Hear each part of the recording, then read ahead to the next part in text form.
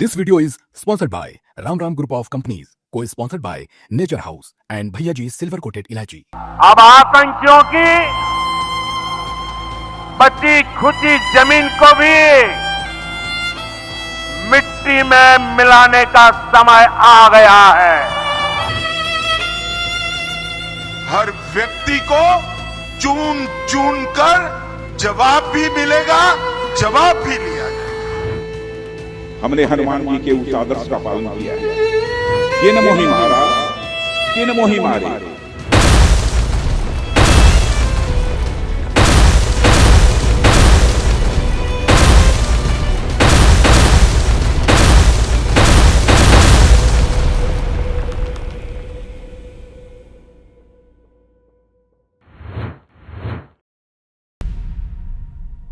बतकही चौक पे एक बार फिर से आपका स्वागत है। मेरा नाम है ब्रिजेश तिवारी और कोई आज भूमिका नहीं, अब सीधे हम अपने मुद्दे पे बात करते हैं। आज पहलगाम हमले के बाद भारत ने जवाबी कार्रवाई किया, ऑपरेशन सिंदूर चलाया।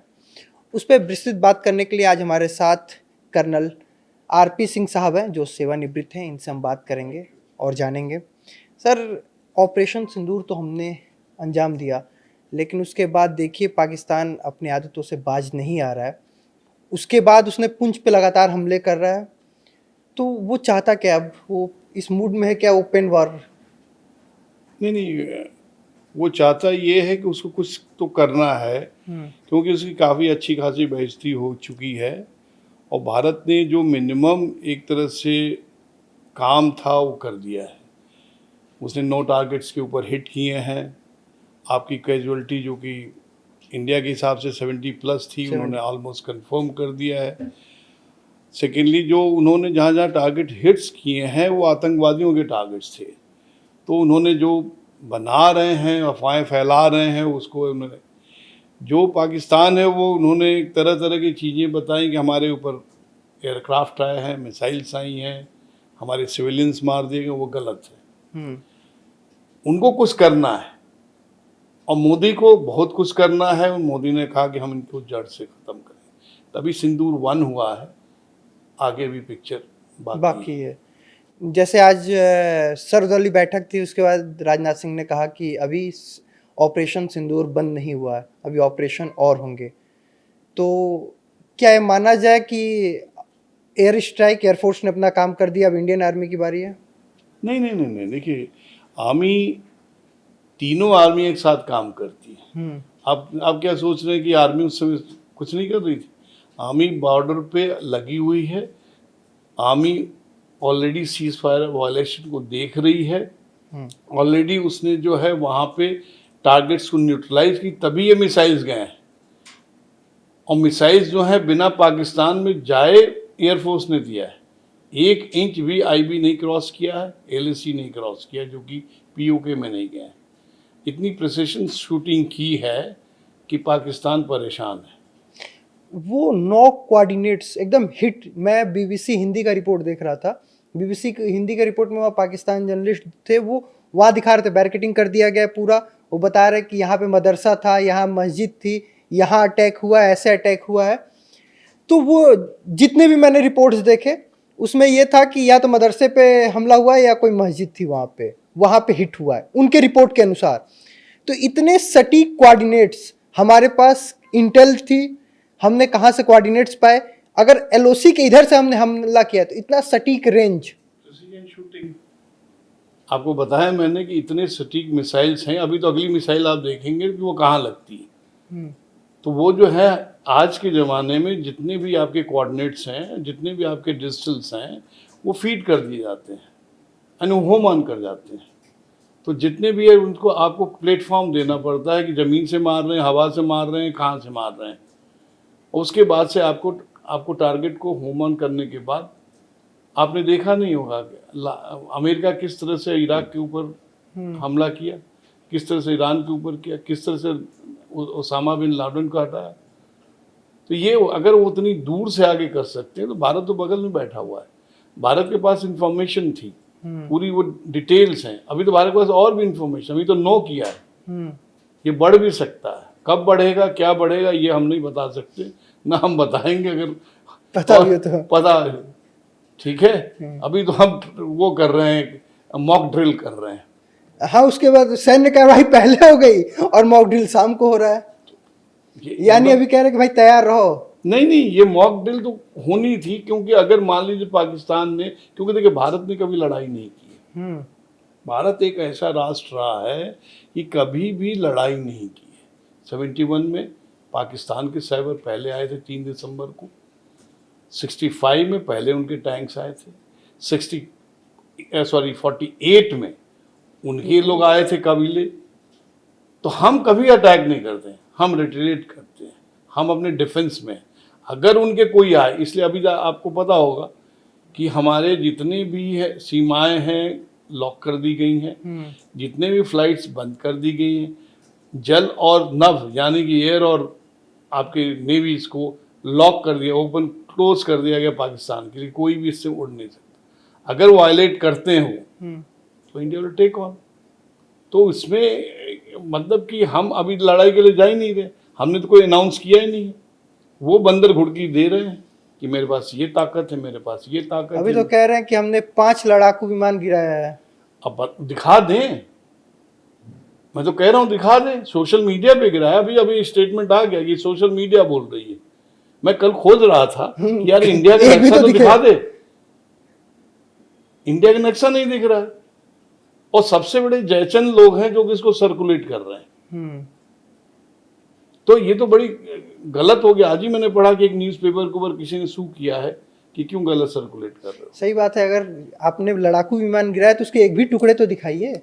टुकड़े नहीं भाई, आपको लोकल न्यूज से, हम आजकल तो मीडिया इतना ओपन है, कोई भी दे देगा, कोई भी बता देगा। तो उसमें तो कोई छिपा सकता नहीं है। आपकी कैजुअलिटी हो रही है, आपके विमान गिर रहे हैं, छिपाने की क्या बात है? कोई चोरी छिप के तो काम हो नहीं रहा, ओपनली हो रहा है। वो अपने संतोना, बल्कि पार्लियामेंट में बोला उन्होंने कि हमने मार दिए, थपथपाई गई जो है। हमें कल देख रहा था ये, लेकिन ये तो अभी तक प्रूफ मुझे नहीं मिला। तो ये उनकी बातों में मत जाइए और उनकी बातों को मत सुनिए। उनका कितना है वो, बस उनकी बातों को ना जाया जाए। एक वॉर तो मतलब युद्ध स्थल पे लड़ा जाता है, एयर स्ट्राइक, हवा में, जल में, थल पे लड़ा जाता है। लेकिन एक नया वॉर शुरू हुआ है जो सोशल मीडिया पे चलता है। इंडिया ने सोशल डिजिटल स्ट्राइक करते हुए कुछ अकाउंट्स पाकिस्तान के सस्पेंड कर दिए, वहाँ के क्रिकेटरों के, पीएम के। ये सोशल मीडिया स्ट्राइक कितना जरूरी है इस युद्ध के दौर में?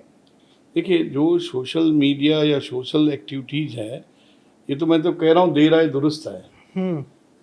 क्योंकि जितने भी आपके इंफॉर्मेशन हैं, जो भी काफिर्स कह लीजिए या जो इंफॉर्मेशन फीड कर रहे हैं, वही लोग हैं। अब जाके रियलाइज कर रहे हैं। अब देखिए ना, जब पासपोर्ट बैन हुआ है, वीसा बैन हुआ है, क्या पोल खुल रही है, कितने लोग कब से रह रहे हैं। अब क्या पोल खुल रही है, क्या इंडिया में एक्टरों की कमी है, क्या पाकिस्तान से एक्टर बुला के यहाँ पैसे दें, क्या यहाँ पे इंडिया में के अंदर जो है लोगों के काम करने की शक्ति नहीं है, क्या यहाँ पे जितनी भी मैरिजेज हो रही पाकिस्तान में, क्या जगह नहीं है उनको रखने के लिए? वो वापस इंडिया क्यों आ जा रही हैं? और इंडिया के पूरे आधार पे, खाने पे, रहने पे सब हो रहा है। ये कैसे हो सकता है? मुरादाबाद की एक खबर आई थी कि 22 महिलाएं आई थी 1948 के आसपास, अब उनकी संख्या 5 हो गया। तो 22 की छोड़िए, मैं तो कह रहा हूँ पूरे ऑल इंडिया में है ये प्रॉब्लम। सबसे बड़ी प्रॉब्लम क्या है कि यहाँ पे करीब हजारों जो दवाइयाँ कराने हुए आए हुए हैं, पेशेंट्स बन के आए हुए हैं। आप एक बताइए, जिस कंट्री के साथ अगर आप किसी, अभी मैं एक जोक सुन रहा था कि अगर वो बच्चा जो मुरादाबाद का बता रहे हैं, जब वो लड़ाई होगी तो क्या बताएगा कि किसको बचाओ, मेरे बाप को बचाओ जो पाकिस्तान में बैठा है, या इंडिया की बात करेगा? तो सोचने की बात है, जो लेडी यहाँ बैठी हो किसको बचाएगी? अभी जब पहलगाम में हमला हुआ था तो कुछ विजुअल ऐसे आ रहे थे कि सड़कों पे पाकिस्तान के झंडे लगाए गए थे, कोई विरोध कर रहा था तो लोग आके उसका विरोध करते, क्यों झंडे लगाए हो यहाँ पे, ऐसा क्यों आप कर रहे हैं, झंडे का अपमान मत कीजिए। देखिए, किसी भी झंडे का अपमान नहीं करना चाहिए, बात तो मैं मानता हूँ। कोई झंडा लगाए, मुझे उससे कोई मतलब नहीं। लेकिन जिसका आप नमक खाते हैं, जिसके पास आप रहते हैं, कम से कम उसकी तो आप करिए। आप जैसे यहीं से आप जाइए बॉम्बे जाइए, लोग कहते हैं भाई हमारा कर्म स्थल है। आप उस देश के बारे में बात करते हैं, उस देश के बारे में काम करते हैं, न कि आप जो है किसी और के वो करते हैं। अगर आप इंडिया के अंदर इंडिया के लोगों के टूरिस्ट से आप कमा रहे हैं और टूरिस्ट लोगों का ख्याल नहीं कर रहे हैं, टूरिस्ट लोगों के बारे में वो नहीं कर, अगर कश्मीर एक भारत का अंग है तो भारत का अंग उससे बात करिए। आप आपको पाकिस्तान से तो कुछ मिलना नहीं है। पाकिस्तान तो आपको जिस हालात में आज के दिन पे पाकिस्तान है, अगर कश्मीर में मिल गया उसको क्या हालत होगी, और बहुत बदतर हो जाएगी। एक सवाल इसी पे याद आया कि बेनजीर भुट्टो थी एक पाकिस्तान में, उन्होंने कहा था कि हम 1000 दिन तक जंग देख लेंगे। क्या पाकिस्तान इस स्थिति में है? 1971 में तो 13 दिन में उन्होंने सरेंडर कर दिया। क्या इस स्थिति में है कि वो 10 दिन भी जंग झेल पाए? आपको अभी मैंने 2 दिन पहले ही बोला था, इसके आप सिंदूर के पहले ही बोला था, आप वीडियो देखिएगा। मैंने कहा था इनके पास ताकत नहीं है कि ये डबल डिजिट में डाल सके। न इनके पास पेट्रोल है, न इनके पास अम्यूनिशन है, न इनके पास रसद है। और अभी ही आज के डेट की न्यूज़ है, आपके लोग बताएंगे कि अभी भी लाहौर में ब्लास्ट हो चुका है, रावलपिंडी में ब्लास्ट हो चुका है, भवालपुर में ब्लास्ट हो चुका है। इंटरनल प्रॉब्लम है आपके ऑलरेडी। जी हाँ, नहीं, बलूच ने ऑलरेडी 11 लोगों को मार दिया है। अगर इंटरनल प्रॉब्लम उनकी खुद की है, वो खुद ही नहीं संभाल पा रहे। भारत के साथ उनका एक तरह से सर्वाइवल है। पाकिस्तान एक जो है के पास फौज नहीं है, फौज के पास पाकिस्तान है, ये फर्क है। तो उनकी जो रहने की ताकत है, कुछ भी करने की ताकत है, बंदर घुड़की है, वो फौज की वजह से मिलती है। और उस फौज के पास भी एक हनक होती है कि जब चाहे तब सत्ता पाने की ललक में रहते हैं। वो देश सेवा उनके लिए ज़्यादा इंपॉर्टेंट नहीं होता है, उनको लगता है कि कब सत्ता परिवर्तन कर दें। और वो तो वहाँ का यही नियम है, रहा है, पहले भी रहा है, अभी भी है।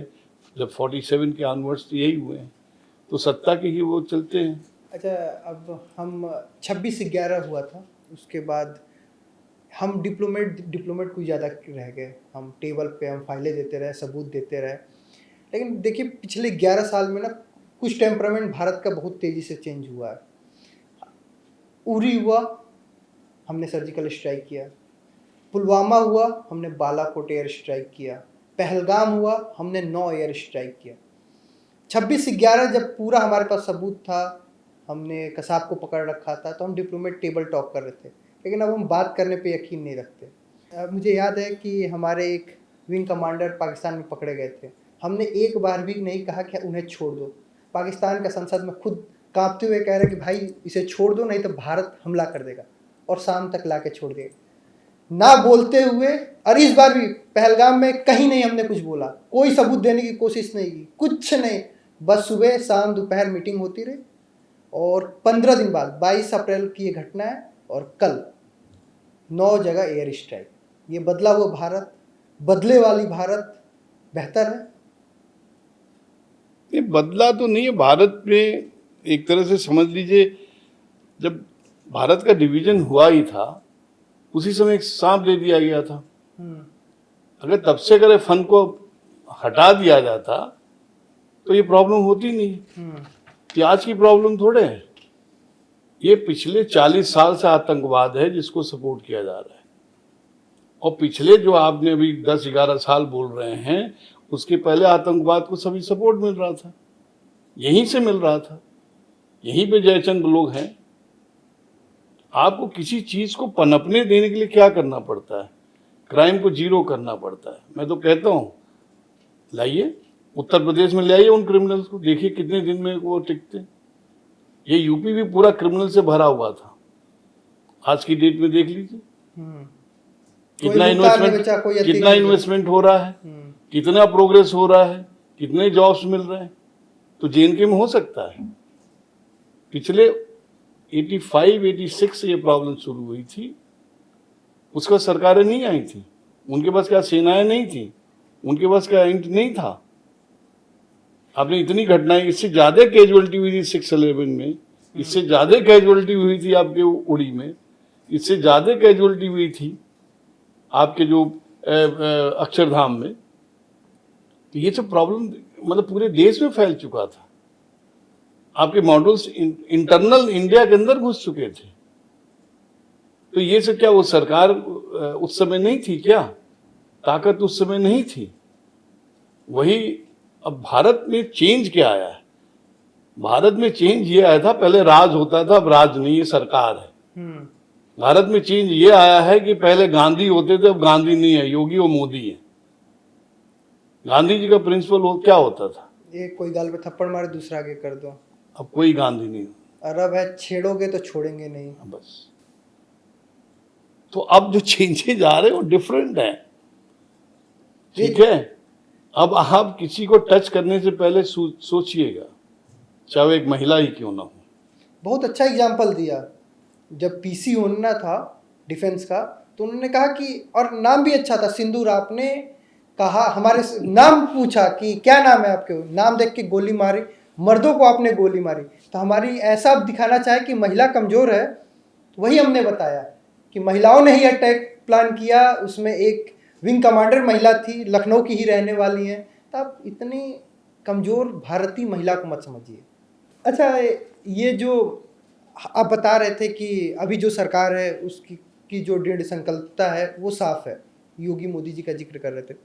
आर्टिकल 370 हटने के बाद जो टूरिज्म का स्पॉट बना, जैसे वहाँ पे टूरिस्ट जाते हैं, ये भी एक बौखलाहट है पाकिस्तान को? नहीं, 370 से कोई मतलब नहीं है। आप लोग 370 बीच में पता नहीं क्यों लाते हैं। ये टेररिज्म तो उसके पहले भी था।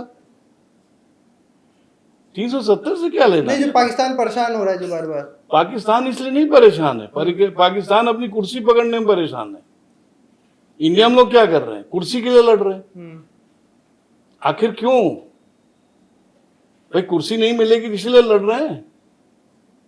आज के दिन पे लोग सपोर्ट कर रहे हैं। जिस दिन ये हुआ था इंसिडेंट, आपको पता है क्या क्या हुआ था? अगर आपको याद है, वाइस प्रेसिडेंट यूएस इंडिया में थे।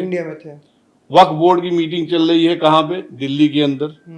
हाँ, और आपके जो साउथ में चल रही है, आपके जितने इतने लोग वहां पे उसको बताए जा रहे हैं कि कहाँ कहाँ पे क्या क्या कार्रवाई आगे होनी है।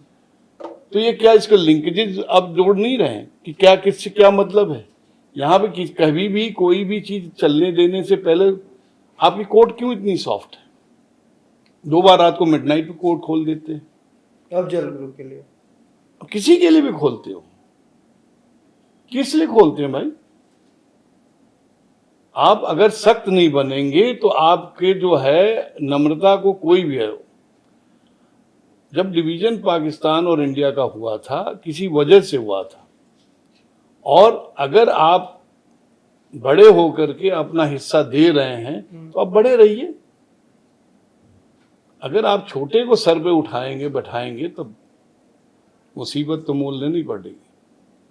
बड़े होकर हिस्सा देना नहीं, लेकिन इस बार आंख दिखा के पानी रोक देना, ये कितना मतलब सही कदम रहा भारत का? नहीं, पानी रोका नहीं गया। पानी थोड़े समय के लिए उनको बताया गया है कि भाई ये हमारा पानी है, हम आपको पानी देने के लिए कहे थे, लेकिन अगर पानी आपको हमको प्रॉब्लम कर रहे हैं तो हम पानी नहीं दे सकते।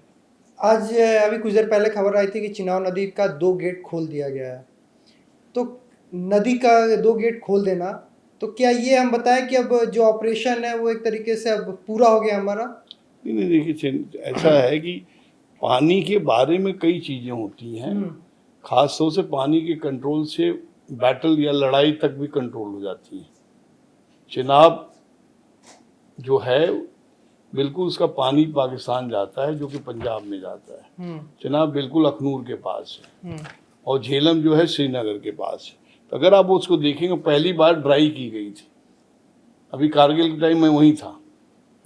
मैं वैली में झेलम के बाद भी रहा हूँ, तो मैं तो एक एक इलाके का चप्पे चप्पे जानता हूँ। मैं तो इन्फेंट्री का आदमी हूँ, तो एक एक चीज़ को आप नॉर्थ इंडिया से लेके साउथ इंडिया, बल्कि मैं तो इंडिया भी क्रॉस करके एलटीटी के साथ भी रहा हूँ, मैं नॉर्थ ईस्ट में भी रहा हूँ।